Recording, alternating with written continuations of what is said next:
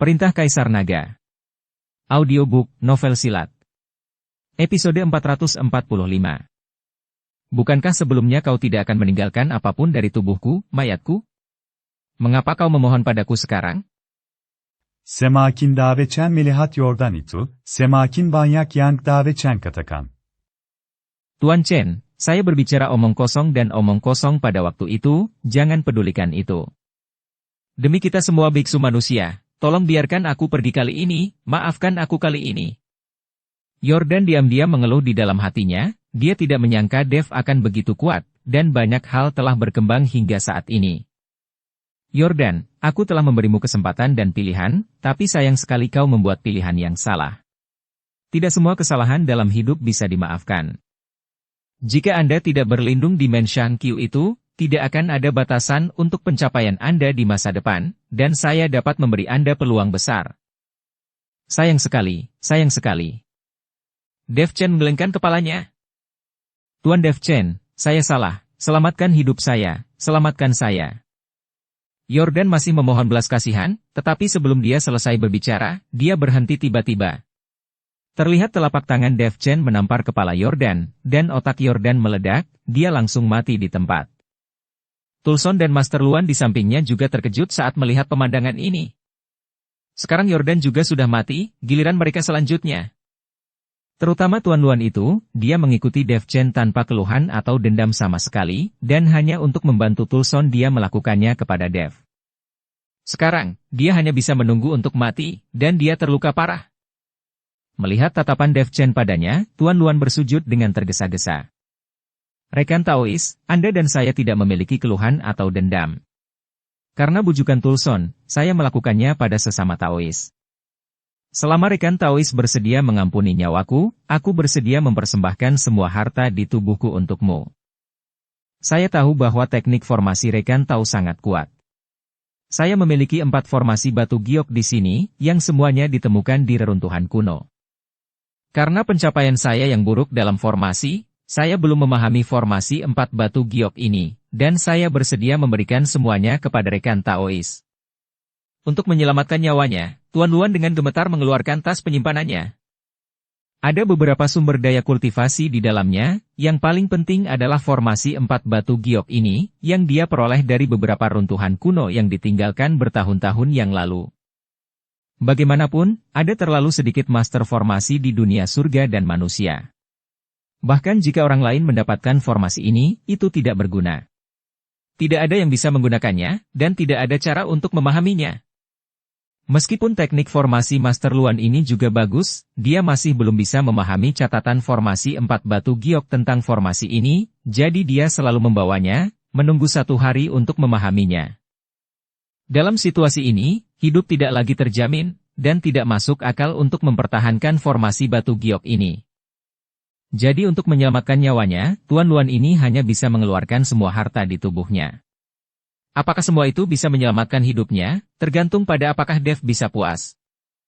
Namun, karena Dev Chen juga ahli formasi, dia pasti tertarik dengan formasi batu giok dari reruntuhan kuno. Pada saat ini, Tuan Luan tidak punya ide untuk melawan, bukan karena dia tidak berani, tetapi karena dia tahu bahwa tidak ada perbedaan antara dirinya dan semut di depan Dev. Tidak ada perbedaan antara dia dan semut. Sebagai seekor semut, dia hanya berani bertingkah seperti semut dan atau menyesalinya. Tuan Luan masih mengetahui pengetahuan diri ini. Dari saat Dev keluar dari labu yang menelan langit, dia benar-benar mengetahuinya. Hanya saja dia belum menyerah, berpikir bahwa beberapa orang dapat mengalahkan Dev bersama-sama. Tapi hasilnya adalah kegagalan bagi mereka bertiga. Aku mendengar bahwa slip formasi giok ini mencatat formasi kuno. Sayangnya, budidaya formasiku terlalu dangkal dan aku tidak dapat melihatnya sama sekali. Aku pikir, sesama penganut Tao tidak akan mendapat masalah. Jika kau mendapatkan slip formasi giok ini, pasti akan membawa teknik formasimu ke tingkat berikutnya. Tuan Luan menyerahkan tas penyimpanannya dengan kedua tangannya, tatapan hormatnya benar-benar berbeda dari awal. Sebenarnya Dev Chen tidak peduli sumber daya di tas penyimpanan Master Luan, tetapi dia mendengar bahwa ada formasi kuno batu giok. Dev sangat tertarik, jadi dia mengulurkan tangan dan mengambilnya. Melihat Dev Chen mengambil tas penyimpanan, Tuan Luan menghela nafas lega di dalam hatinya. Karena Dev menginginkannya, maka mungkin hidup Master Luan bisa diselamatkan. Lagi pula, membunuh orang hanya membutuhkan mulut dan tangan yang pendek. Jika Dev Chen mau, dia bisa membunuhnya sekarang. Tuan Luan menyeka keringat dingin dari dahinya dan menarik napas lega. Di sisi lain, Dev mengambil tas penyimpanan, mengeluarkan serangkaian batu giok, dan kemudian kesadaran ilahinya menyebar, memasuki batu giok. Namun, tampaknya ada beberapa hal yang tabu dalam formasi batu giok ini. Tidak ada cara bagi kesadaran ilahi Dev untuk memasuki formasi batu giok, jadi tidak mungkin untuk mengetahui formasi apa ini. Benar-benar ada sesuatu, bahkan kesadaranku terhalang. Untuk sesaat Dev Chen terkejut, dan kemudian meningkatkan kesadarannya. Di lautan pengetahuan, langit berbintang yang tampak kacau segera muncul.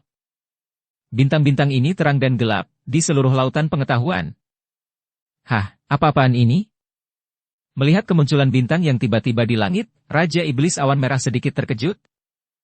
Dev Chen kemudian meliriknya dan melihatnya dalam sekejap, ini adalah pola formasi dalam formasi batu giok. Hanya setelah memecahkannya, kesadaran ilahi dapat memasuki batu giok. Dengan teknik formasinya sendiri, Dev dengan cepat memecahkan tabu formasi ini. Tuan Luan belum memecahkannya selama bertahun-tahun, tapi Dev Chen melihatnya dan memecahkan dengan dua matanya. Ketika retak, kesadaran ilahi Dev langsung memasuki batu giok. Dev hanya merasa bahwa dia tiba-tiba berputar, dan kemudian ada hamparan putih yang luas di depannya. Dia tidak bisa merasakan kekuatan spiritual sedikit pun, dia juga tidak bisa merasakan keberadaan formasi yang konstan. Formasi apa ini? Mengapa aku tidak bisa merasakannya sama sekali? Dev sedikit mengerutkan kening. Dev membenamkan dirinya sendiri di dunia putih, mencoba mendapat petunjuk apapun tentang formasi ini.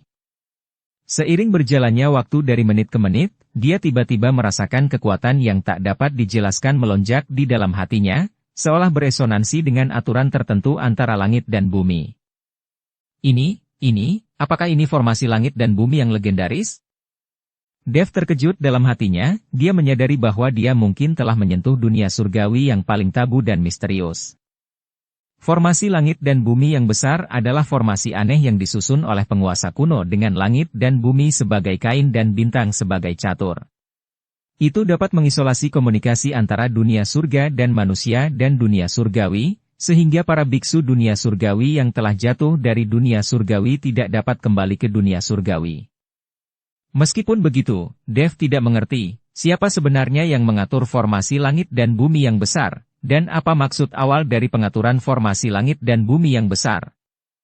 Tapi Dev tahu bahwa formasi semacam ini bukanlah sesuatu yang dapat diguncang oleh basis kultivasinya saat ini. Tidak mengherankan bahwa bahkan kesadaran ilahi saya tidak dapat dengan mudah masuk. Apakah formasi langit dan bumi yang besar adalah sesuatu yang dapat dimata-matai oleh orang biasa? Dev Chen berpikir secara diam-diam, ada keterkejutan dan kegembiraan di hatinya. Dia mengerti bahwa jika dia bisa menguasai formasi langit dan bumi yang besar, dia akan bisa menghancurkannya, dan kemudian para biksu dari dunia surgawi yang telah meninggalkan dunia surgawi akan dapat kembali ke dunia surgawi satu demi satu. Leluhur pola ilahi, iblis formasi, dan lain-lain, semua dapat kembali ke dunia surgawi, dunia yang selalu mereka impikan. Dev menyelidiki formasi batu giok untuk waktu yang lama, tetapi tidak ada petunjuk sama sekali.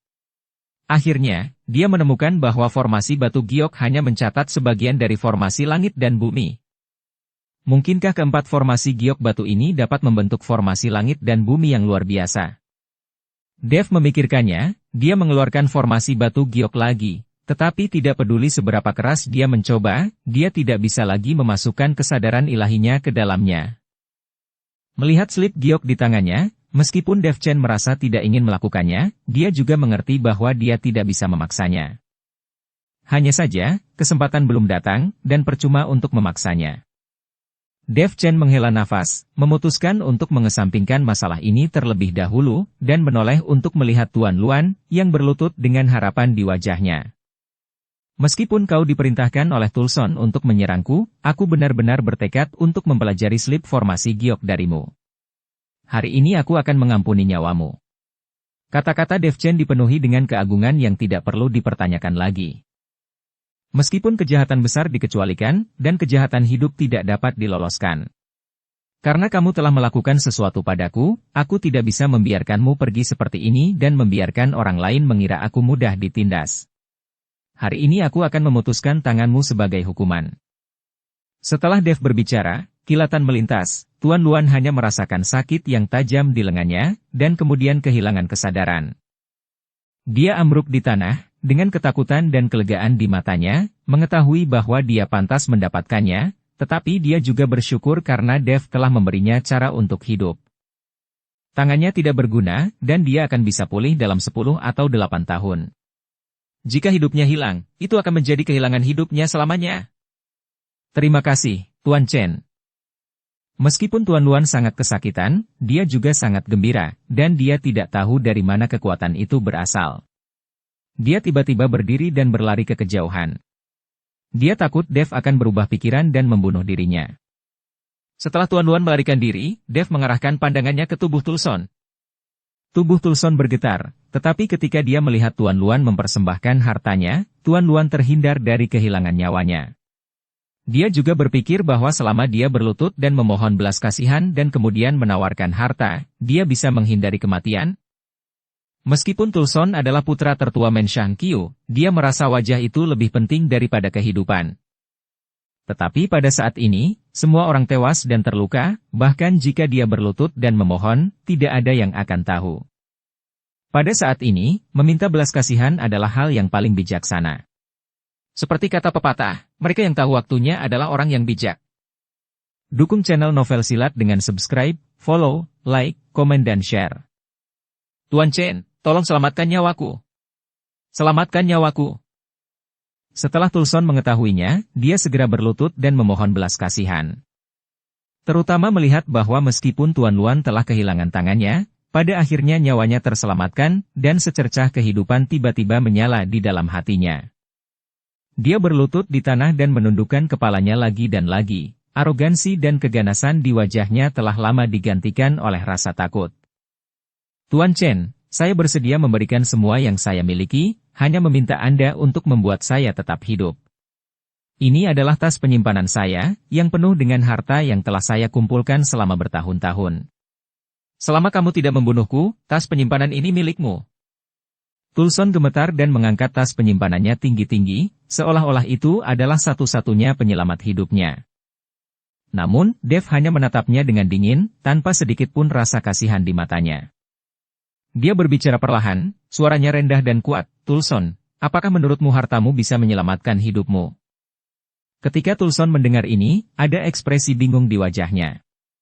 Dia berpikir bahwa Dev akan memperlakukan dia dengan cara yang sama seperti Tuan Luan, selama dia memberikan hartanya, dia bisa menyelamatkan hidupnya. Tapi kata-kata berikutnya membuatnya jatuh ke jurang maut. Kenapa itu tidak bisa? Tulson sedikit bingung. Kau benar-benar goblok, jika aku membunuhmu, maka hartamu juga jadi milikku. Kata-kata Dev penuh dengan pelecehan. Wajah Tulson menjadi pucat dalam sekejap, dia tidak bisa mempercayai telinganya. Ini sama sekali bukan bermain kartu sesuai dengan rutinitas, menggunakan harta seumur hidup, bukankah itu semua rutinitas seperti ini? Bagaimana Anda sampai di sini, dan tiba-tiba muncul kalimat seperti itu? Tulson ingin memohon belas kasihan lagi, tapi dia membuka mulutnya, tapi tidak bisa bersuara. Pada saat ini, sosok Dev melintas, dia mendatangi Tulson dalam sekejap, dan dia menghantamnya dengan telapak tangan. Telapak tangannya seperti godam, dengan niat keras untuk membunuh, dia langsung menuju ke titik Tulson. Saya hanya ingin Anda tahu bahwa saya adalah eksistensi yang tidak dapat Anda provokasi, dan Men Shangqiu Anda juga hanya omong kosong di mata saya. Suara Dev terdengar di telinga Tulson, seperti hukuman mati. Tulson hanya merasakan kekuatan yang kuat menyelimutinya. Dia ingin menghindarinya, tapi sudah terlambat. Telapak tangan itu, seperti gunung yang runtuh, menampar dadanya dengan keras. Boom! Duar!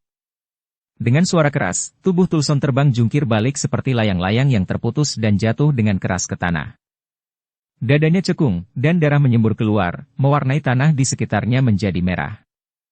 Matanya membelalak, wajahnya penuh dengan keengganan dan kebingungan, dia sepertinya masih memikirkan alasannya. Dev sangat tidak berperasaan, mengapa tidak memberinya kesempatan untuk hidup? Kau, anjing! Tulson membuka mulutnya, tetapi hanya mengucapkan dua kata yang tidak lengkap, lalu memiringkan kepalanya dan benar-benar kehilangan napas. Dev Chen berdiri di tempatnya, melihat tubuh Tulson, tidak ada fluktuasi di matanya. Rese, yang melihat pemandangan ini, terlihat sangat kaget di matanya. Dia tidak menyangka Tulson benar-benar akan dibunuh. Anda harus tahu bahwa Tulson adalah putra Wrexton. Wrexton Qiu dari Menshang Qiu adalah salah satu dari 3 jenderal binatang besar. Dan Wrexton Qiu itu adalah biksu peringkat 8 di alam Mahayana, dan tidak kurang dari 100 biksu dari alam Mahayana di bawahnya. Jika Dev Chen berani membunuh Tulson secara langsung seperti ini, apakah Anda benar-benar tidak takut dengan balas dendam Wrexton? Ketika Grace melihat Tulson terbunuh tanpa ragu-ragu, hatinya juga sangat terkejut. Namun, perasaannya terhadap Dev Chen lebih mengagumi. Sejak awal melihat Dev, dia merasa sangat biasa-biasa saja, dan sekarang dia mengagumi Dev. Setiap kali persepsinya terhadap Dev berubah, itu dipengaruhi oleh kekuatan Dev sendiri. Grace cantik, tapi dia hanyalah seorang biksu kecil di alam kesengsaraan transendensi, dengan kulit yang indah, dan tidak memiliki kekuatan yang nyata. Sulit untuk makan di dunia surga dan manusia. Penampilan cantik ini mungkin juga membawa masalah yang tidak perlu bagi diri Anda sendiri. Hanya memikirkan saat ini, bahkan 2 teman Rese langsung mengadukan Rese sehingga dipenjara, dan kemudian mereka ingin menggagahi Grace. Jika bukan karena Dev yang muncul pada saat itu, Grace pasti sudah lama dinodai. Mata Grace terus berubah ketika dia melihat Dev, betapa dia berharap Dev dapat menerima dirinya sendiri saat ini di dalam hatinya. Dalam hal ini, dia dapat bersandar di punggungnya dan Dev memiliki lengan yang kuat yang bisa membuat dirinya aman. Ada juga Melanie yang bergumul di dalam hatinya. Kakaknya sudah tewas, dan Melanie tidak memiliki kerabat mulai sekarang. Tinggal di kota binatang ini, jika Anda seorang perempuan, dan Anda tidak berdaya, pada akhirnya Anda hanya akan menjadi mainan bagi kultivator laki-laki lainnya. Dia juga ingin mengikuti Dev, dan dia juga ingin Dev melindungi dirinya. Tetapi Melanie tahu diri, apakah itu kekuatan atau penampilan, dia tidak ada bandingannya dengan Grace. Bahkan apalagi jika dibandingkan dengan roh pedang Zhongli, dia sama sekali tidak sebanding. Meskipun sosok Melanie dianggap lumayan, di depan pria luar biasa seperti Dev, penampilan Melanie tidak cukup untuk dilihat. Ayo pergi, aku akan membawamu ke kota dan mencari tempat yang aman untuk saat ini. Saya khawatir tambang batu roh peri ini tidak akan aman. Orang lain seharusnya sudah mengetahuinya. Dev berkata pada mereka bertiga. Karena Yordan itu, semakin banyak hal yang diceritakan kepada Tulson, Tulson juga membawa orang-orang dari Menshang Qiu, maka lokasi tambang urat batu roh peri ini juga pasti diketahui oleh orang lain dari Menshang Qiu. Jika Rese dan yang lainnya tinggal di sini, itu tidak akan aman. Tuan Chen, Anda baru saja membunuh orang-orang dari Menshang Qiu, dan Anda kembali dengan percaya diri ke kota binatang. Bukankah Anda akan dibalas oleh Menshang Qiu? Kalau tidak, aku akan membawamu ke tempat lain untuk bersembunyi, aku tahu tempat yang sangat tersembunyi. Rese berkata kepada Dev. Tidak, aku yakin Menshang Qiu tidak berani membalas. Jika Qiu Menshang membalas, maka saya akan menghancurkan Qiu Menshang sekaligus. Dev Chen berkata dengan sangat santai. Seorang biksu Mahayana tingkat pertama sebenarnya ingin menghancurkan rumah besar biksu Mahayana tingkat 8. Jika hal ini dikatakan oleh orang lain, mereka mungkin akan tertawa terbahak-bahak. Ini bukan menyombongkan diri, tetapi saat ini, ketika hal itu keluar dari mulut Dev Chen, dia dan yang lainnya sepenuhnya mempercayainya. Karena kekuatan yang ditunjukkan oleh Dev Chen begitu mengejutkan hingga mereka tidak bisa lagi melihat dengan jelas apa kekuatan sebenarnya Chen Ping. Beberapa orang bergegas menuju kota binatang dengan cepat, karena Dev memiliki token Menshang Xing, mereka memasuki gerbang kota dengan lancar dan tidak diperiksa. Rese dan yang lainnya langsung dibawa oleh Dev ke Menshang Xing. Melihat Menshang besar di depan mereka, Rese dan lainnya sedikit bingung. Ini adalah rumah Jenderal Xing, salah satu dari 3 jenderal binatang buas besar. Meskipun mereka belum pernah memasukinya, mereka semua pernah melihatnya. Lagi pula, di kota binatang, kecuali rumah penguasa kota di tengah, rumah ketiga jenderal binatang ini adalah yang terbesar dan termewah. Tuan Dev Chen, ini. Melihat 3 orang yang dibawa kembali oleh Dev, Eren bertanya dengan bingung. Ini semua temanku. Mereka akan tinggal di sini untuk saat ini. Apakah Jenderal Singh ada di sini? Dev bertanya kepada Eren. Ya, Jenderal Singh baru saja mencarimu, mungkin ada masalah dengan Menshankyu. Eren berkata. Dev dapat menebak ketika dia memikirkannya, seharusnya kabar Tulson telah tewas yang menyebabkan keributan di rumah Kyo. Kau bawa mereka untuk beristirahat dulu, dan aku akan menemui Jenderal Singh. Dev Chen membiarkan Eren membawa Rese dan yang lainnya untuk beristirahat, lalu dia langsung pergi ke aula Dewan Menshansing. Ketika Dev Chen mendorong pintu untuk masuk, ada beberapa komandan yang duduk di aula Dewan. Melihat Dev masuk, beberapa komandan semua berdiri, yang juga terlihat bahwa setelah Dev menerobos ke alam Mahayana, sikap semua orang terhadap Dev berubah. Siapa yang berani tidak menghormati karakter yang bisa membuat kesengsaraan guntur alam Mahayana yang agung sama dengan kesengsaraan tingkat alam abadi surgawi reinkarnasi? Dev, aku mencarimu, kau sudah datang, ayo duduklah. Jenderal Singh bangkit, menarik Dev ke sisinya dan duduk. Dalam posisi ini, cukup untuk menjelaskan pentingnya Jenderal Singh dengan status Dev dan posisi Dev di Menshansing. Di dunia surga dan manusia, kekuatan lebih dari sekedar bicara. Jenderal Singh, ada apa mencariku? Dev Chen bertanya. Seorang mata-mata datang untuk melaporkan bahwa Menshankyu tiba-tiba memasang layar putih, dan kedua putra Rexton tewas. Terutama Tulson, yang baru saja dibunuh di luar kota binatang, Rexton menjadi gila. Apakah kau tahu tentang ini? Jenderal Singh memandang Dev Chen dan bertanya. Dev Chen mengangguk dan berkata. Saya tahu karena saya yang membunuh Tulson itu. Saya baru saja membunuh Tulson dan bergegas kembali. What, kau benar-benar membunuhnya? Jenderal Singh sedikit mengerutkan kening, sepertinya dia sudah lama curiga. Mengapa kau membunuh Tulson? Jenderal Singh bertanya. Dev melihat ini, dia hanya bisa mengatakannya dengan jujur.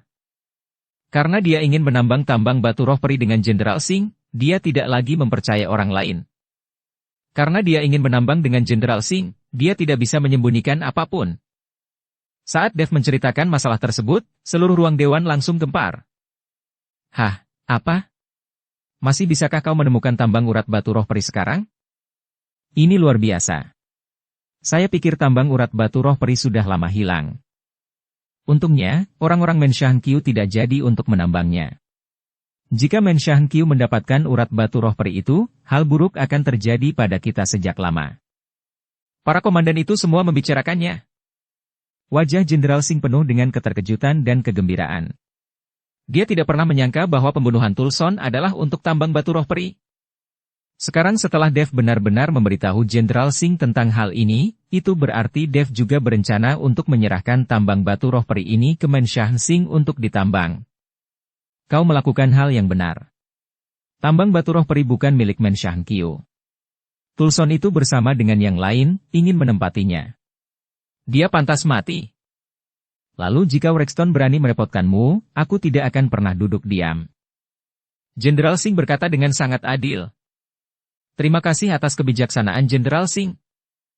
Dev berterima kasih. Kau adalah tamu Menshansingku, dan seharusnya aku melakukan ini. Kenapa kau harus berterima kasih? Saya hanya tidak tahu kapan tambang batu roh peri ditambang secepatnya. Jenderal Singh memandang Dev, ragu untuk berbicara. Jenderal Singh, saya kembali dengan cepat, hanya karena saya ingin bekerja sama dengan Jenderal Singh untuk menambang, dan saya masih membutuhkan Jenderal Singh untuk mengirim lebih banyak tenaga. Karena Tulson membawa orang-orangnya ke tempat tambang batu roh peri, maka Menshankyu juga pasti tahu lokasinya. Saya khawatir Rexton akan memerintahkan orang-orangnya untuk menempati tambang batu roh peri. Dev berkata. Ketika Jenderal Singh mendengar ini, dia segera berdiri dan mengangguk lagi dan lagi. Ya, kita tidak boleh membiarkan Rexton menguasainya. Kalian semua pergi dan kumpulkan tentara dan kuda, biarkan Dev memimpin tim, dan kita akan pergi ke tempat tambang batu roh peri. Saya akan pergi sendiri kali ini. Jika Rexton berani bertarung denganku, aku akan bertarung dengannya. Setelah perintah Jenderal Singh dikeluarkan, para komandan itu segera menerima perintah mereka. Hanya dalam beberapa menit, ratusan tentara telah berkumpul, dan lusinan bawahan juga berkumpul, dan Eren juga ada di antara mereka. Tidak ada omong kosong, bawa saja orang-orang keluar kota secara besar-besaran. Sepanjang jalan, banyak biksu menghindar satu demi satu, tidak tahu apa yang terjadi. Bahkan para penjaga yang menjaga gerbang kota menghindar dari jarak jauh, dan tidak ada yang berani bertanya apalagi memeriksa. Siapapun yang berani memeriksa para prajurit Menshah Singh, hanya mencari kematian. Tepat setelah Dev Chen membawa ratusan orang keluar kota, di aula rumah Qiu, Wrexton melihat tubuh Tulson, tubuhnya gemetar tak terkendali. Ketika Yusef meninggal, dia tidak begitu sedih, karena dia tahu bahwa dia masih memiliki putra lainnya, Tulson. Selain itu, sebagai perbandingan, Tulson jauh lebih kuat dari Yusef, dan dia adalah penerus ideal di hati Wrexton. Yusef itu hanya menimbulkan masalah, hanya bisa bersenang-senang, dan biarkan saja mati saatnya dia mati. Tapi sekarang, Tulson juga sudah mati, dan kedua putranya pergi, yang membuat Wrexton sedikit tak tertahankan. Tuanku, Jenderal Singh membawa ratusan orang keluar kota dengan cara yang hebat. Pada saat ini, pelayan Menshan Qiu melangkah maju dan berkata kepada Wrexton. Wrexton mengerutkan kening, mengertakkan gigi, dan berkata, orang ini pasti lari ke tambang urat batu roh peri. Tulson meninggal karena tambang batu roh peri itu. Tambang batu roh peri itu tidak boleh jatuh ke tangan bajingan Singh itu. Pergi dan kumpulkan anak buahmu segera. Kita pergi. Wrexton juga tahu tentang tambang batu roh peri, dan Tulson sudah melaporkannya sebelum dia meninggal.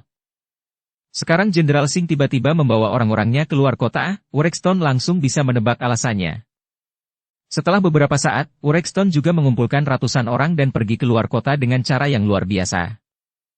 Kali ini, para biksu di kota binatang semuanya gempar dan bingung. Sial, bagaimana situasinya?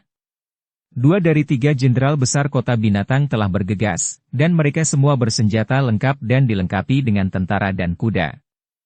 Saya ingat bahwa ketiga jenderal binatang besar ini belum pernah keluar dari kota binatang selama bertahun-tahun. Apa yang salah dengan ini hari ini? Saya khawatir sesuatu yang besar akan terjadi, sesuatu yang besar akan terjadi di kota binatang.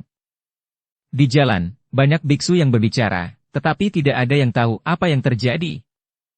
Tepat setelah Wrexton membawa orang-orang keluar kota, hanya 1 dari 3 jenderal binatang besar yang tersisa di kota binatang. Tentu saja, berita tentang Jenderal Singh dan Wrexton tidak luput dari pengawasan Jenderal Yan. Jenderal Singh dan Jenderal Qiu sama-sama berada di luar kota, dan mereka semua keluar bersama pasukan mereka. Seseorang prajurit dari Menshan Yan melaporkannya. Sungguh aneh, apa yang dimainkan kedua orang itu? Tampaknya kota binatang tidak damai akhir-akhir ini. Kapten Zhou terbunuh di luar kota tanpa alasan, dan Menshan Qiu juga memiliki layar putihnya. Apa yang terjadi? Jenderal yang menyipitkan mata sepasang mata elang, merenung. Jenderal, sekarang mereka berdua berada di luar kota, mengapa kita tidak memanfaatkan kesempatan untuk merebut dan menguasai kota binatang dalam satu gerakan? Ketika mereka berdua berpikir untuk kembali, itu tidak akan semudah itu. Bawahan itu berkata dengan suara rendah. Diam, goblok, bukankah kau tahu masih ada penguasa kota? Penguasa kota sudah lama tidak muncul selama bertahun-tahun, tapi itu bukan berarti dia tidak ada lagi. Aku tidak sebodoh itu. Saya hanya ingin menjadi jenderal dengan mantap. Saya tidak ingin menjadi penguasa kota. Siapapun dari mereka berdua yang bahagia, kau dapat terus menanyakan tentang berita tersebut, dan lihat saja. Kau tidak akan pernah diizinkan untuk membantu salah satu dari mereka, kau paham? Jenderal yang menasihati bawahannya. Oke, dimengerti. Bawahan itu mengangguk, lalu berbalik dan pergi. Jenderal yang sedang bermain dengan 2 bola besi di tangannya, sudut mulutnya sedikit terangkat dan berkata. Pernahkah kau mendengar cerita tentang 2 kandang besar yang jahat, penembak jitu dan kerang yang bertarung demi keuntungan nelayan? Di pinggiran kota binatang, tambang urat batu roh peri. Jenderal Singh dan anak buahnya telah tiba di sini, dan lapisan penjaga telah dibentuk di sekitar tambang. Selama seseorang mendekat, dia akan langsung tahu. Melihat batu roh peri yang bersinar di tambang, mata Jenderal Singh penuh dengan kegembiraan. Oh, kita menjadi kaya, menjadi kaya. Hahaha, biarkan saya melihat bagaimana Wrexton melawan saya kali ini. Jenderal Singh tidak bisa menahannya, dan tertawa terbahak-bahak. Jenderal Singh, jangan terlalu cepat bahagia. Menshan Qiu pasti sudah mengirim orang-orangnya. Sekarang kita harus memikirkan strategi yang baik untuk melawan musuh. Dev Chen mengingatkan Jenderal Singh. Ya, sekarang kita harus mengusir Rexton. Jika dia merebut tambang batu roh peri, maka seluruh kota binatang akan menjadi miliknya. Jenderal mengangguk dan berkata, Jenderal Singh, saya ingin tahu, apakah kekuatan Anda lebih baik dari Rexton? Siapa yang lebih baik? Dev bertanya. Kami berdua sama-sama seimbang, dan tidak mudah untuk mencari tahu siapa pemenang atau siapa pecundang. Kata Jenderal Singh. Dalam hal ini, maka Jenderal Singh akan membawa orang-orang untuk menjaga tambang, dan saya akan membawa orang-orang ke tambang untuk menambang. Jika kecepatan penambangannya cukup cepat, batu roh peri tersebut mungkin akan ditambang dalam beberapa hari. Dev Chen melihat sekeliling dan berkata, tambang urat batu roh peri ini tidak terlalu besar. Bagaimanapun, sebagian besar tambang telah ditambang sejak lama. Hanya tersisa tambang kecil seperti itu yang bisa disembunyikan selama bertahun-tahun dan akhirnya ditemukan. Oke. Jenderal Singh mengangguk dan berkata kepada Eren, kau bawa orang-orang untuk menambang batu roh peri. Apapun yang terjadi di luar, jangan khawatir. Lakukan saja dengan ketenangan pikiran. Baik, Jenderal. Eren mengangguk dan berkata. Setelah penjelasan selesai, Jenderal Singh meminta Dev untuk membawa Eren dan yang lainnya untuk menambang, sementara dia membawa orang-orang untuk berjaga-jaga di puncak gunung untuk mencegah Rexton tiba-tiba menyerang. Tepat setelah Jenderal Singh mengaturnya, dia merasa seluruh bukit sedikit bergetar. Segera setelah itu, ratusan orang datang dengan padat, dan Rextonlah yang memimpin. Setelah melihat ini, Jenderal Singh segera memerintahkan orang-orangnya untuk bersiap dalam pertempuran. Rexton berjalan ke puncak gunung dan berhenti, menatap Jenderal Singh dengan dingin, matanya penuh dengan niat membunuh. Jenderal Singh, apa yang kau lakukan di sini? Rexton berkata dengan keras. Jenderal Singh memandang Rexton, yang bertanya dengan sadar, dan tiba-tiba berkata dengan marah, aku bisa melakukan apapun yang aku suka, itu bukan urusanmu. Apakah bukit ini rumahmu? Lalu apa yang kau lakukan di sini? Jenderal Singh langsung menghadapi Rexton, membuat Rexton terpana, dan kemudian menjadi geram. Jenderal Singh, apakah kau tumbuh dengan makan kotoran? Izinkan saya memberitahu Anda, ada tambang urat batu roh peri di sini, yang ditemukan oleh putra saya. Sekarang anak saya telah tewas oleh seseorang, saya mendengar bahwa orang yang melakukan itu adalah tamu dari rumah Singh Anda. Saya menyarankan Anda untuk menyerahkan orang tersebut dan pergi dari tempat ini. Kalau tidak, jangan salahkan aku karena bersikap kasar padamu. Rexton meraung keras, suaranya agung, menembus ratusan mil. Ketika Jenderal Singh mendengar ini, sebuah cibiran tampak di sudut mulutnya, dan matanya mengungkapkan penghinaan dan penghinaan, seolah-olah dia mengejek ketidaktahuan dan kesombongan Rexton. Jenderal Qiu, putramu tidak pandai belajar, dan keterampilannya tidak sebagus yang lain. Dia pantas mati. Tamu dari Menshan Singh saya, mungkinkah orang yang tidak kompeten seperti Anda bisa menuduh saya begitu saja? Adapun tambang urat batu roh peri, ya, hal-hal antara langit dan bumi, mereka yang ditakdirkan untuk mendapatkannya, siapapun yang menemukannya adalah miliknya. Apakah menurut Anda Menshan Singh saya adalah kesemek lembut yang dapat dimanipulasi oleh orang lain? Jenderal Singh sama sekali tidak takut pada Rexton. Ketika Rexton mendengar ini, wajahnya sangat marah, janggutnya berdiri tegak, dan matanya terbuka lebar, seperti singa yang akan marah, seluruh tubuhnya memancarkan niat untuk membunuh. Jenderal Singh, kau sedang menggali kuburanmu sendiri. Jika Anda tidak memberikan pernyataan hari ini, Anda tidak akan pergi dari sini hidup-hidup. Saya ingin Anda tahu apa yang terjadi jika Anda menyinggung keluarga Qiu saya. Aura tubuh Rexton mulai meletus, dan seluruh gunung langsung diselimuti aura yang menakutkan.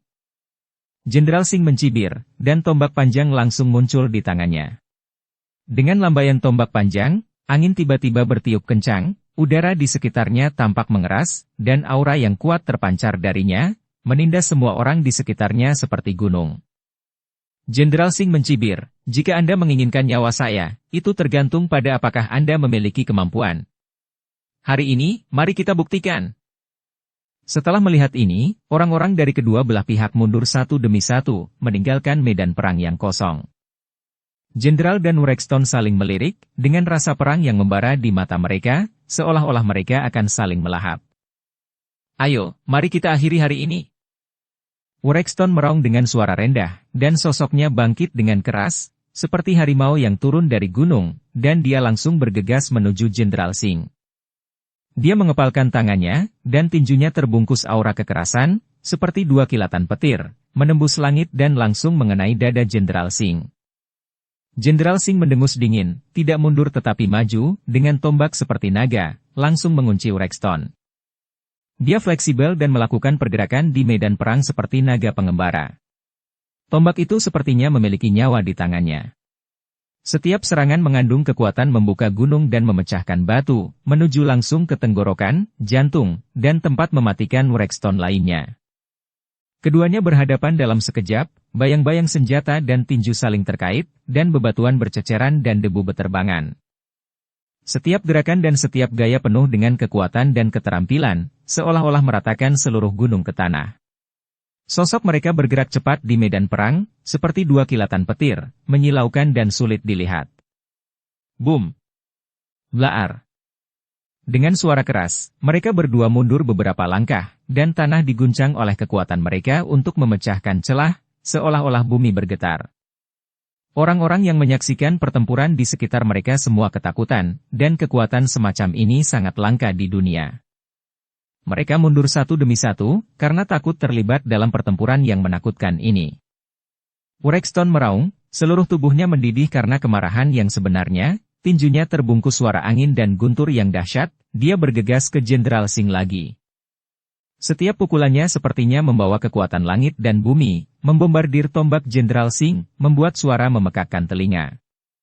Jenderal Singh juga tidak menunjukkan kelemahan, menari dengan tombak, dan ujung tombaknya berkedip-kedip dengan cahaya dingin, seperti naga perak yang terbang di udara, setiap pukulannya tepat dan mematikan. Pertarungan antara keduanya menjadi semakin intens, memicu kematian dan kejutan. Sosok mereka bergerak cepat di medan perang, terkadang melompat ke langit, terkadang menukik ke tanah, seolah-olah mereka sedang menampilkan tarian antara hidup dan mati. Langit tertutup awan gelap dan guntur menderu, seolah-olah langit dan bumi dikejutkan oleh pertempuran besar ini. Jenderal Singh tiba-tiba berteriak, dan tombaknya membuat lintasan yang cemerlang di udara, seperti meteor melintasi langit malam, langsung mengenai kepala Urexton. Urexton mendengus dingin, dan dari sisi tubuhnya, dia nyaris menghindari pukulan itu.